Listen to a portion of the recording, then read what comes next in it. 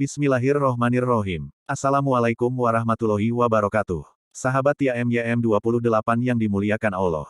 Sebagian muslim terkadang tidak mempedulikan apa yang masuk dalam perutnya. Mereka kadang tidak tahu manakah yang halal, manakah yang haram. Padahal makanan, minuman dan hasil nafkah dari yang haram sangat berdampak dalam kehidupan seorang muslim di dunia maupun akhirat.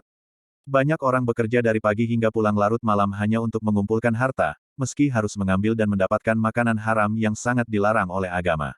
Nabi Shallallahu Alaihi Wasallam bersabda, sesungguhnya yang baik tidaklah mendatangkan kecuali kebaikan. Namun benarkah harta benda itu kebaikan yang sejati? Hadis riwayat Bukhari nomor 2842 dan Muslim nomor 1052. Berikut bahaya akibat nafkah haram menurut hadis. 1. Tidak diterima amalan. Rasulullah Shallallahu Alaihi Wasallam bersabda tentang cara Allah memberi rezeki menurut Islam, ketahuilah bahwa suapan haram jika masuk ke dalam perut salah satu dari kalian, maka amalannya tidak diterima selama 40 hari. Hadis riwayat At-Tabrani. 2. Tidak terkabul doa. Sa'ad bin Abi Waqqas bertanya kepada Rasulullah Shallallahu Alaihi Wasallam, ya Rasulullah, doakan saya kepada Allah agar doa saya terkabul. Rasulullah menjawab, wahai Sa'ad, perbaikilah makananmu, maka doamu akan terkabulkan.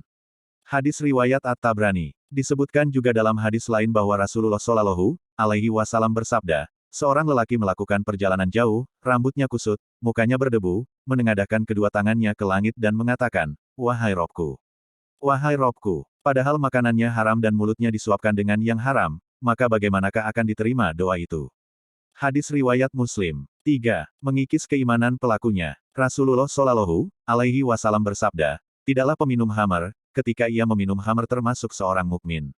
Hadis riwayat Bukhari Muslim. 4. Mencampakkan pelakunya ke neraka. Dari Abu Bakar As-Siddiq radhiyallahu anhu, ia berkata, siapa yang dagingnya tumbuh dari pekerjaan yang tidak halal, maka neraka pantas untuknya. Hadis riwayat Ibnu Hibban 11, nomor 315, Al-Hakim dalam Mustadraknya 4 nomor 141. Hadits ini sahih kata Syaikh Al-Albani dalam Sahihul Jami, nomor 4519. Dalam hadis lainnya, Rasulullah Shallallahu Alaihi Wasallam bersabda, tidaklah tumbuh daging dari makanan haram, kecuali neraka lebih utama untuknya. Hadis riwayat At-Tirmidzi. 5. Haji dari harta haram tertolak. Rasulullah Shallallahu Alaihi Wasallam bersabda, jika seorang keluar untuk melakukan haji dengan nafkah haram, kemudian ia mengendarai tunggangan dan mengatakan, labaik, Allahumma labaik. Maka yang berada di langit menyeru, tidak labaik dan kau tidak memperoleh kebahagiaan. Bekalmu haram, kendaraanmu haram dan hajimu mendatangkan dosa dan tidak diterima. Hadis riwayat At-Tabrani. 6. Sedekahnya ditolak. Rasulullah Shallallahu Alaihi Wasallam bersabda, barang siapa mengumpulkan harta haram, kemudian menyedekahkannya, maka tidak ada pahala, dan dosa untuknya. Hadis riwayat Ibnu Huzaimah. 7.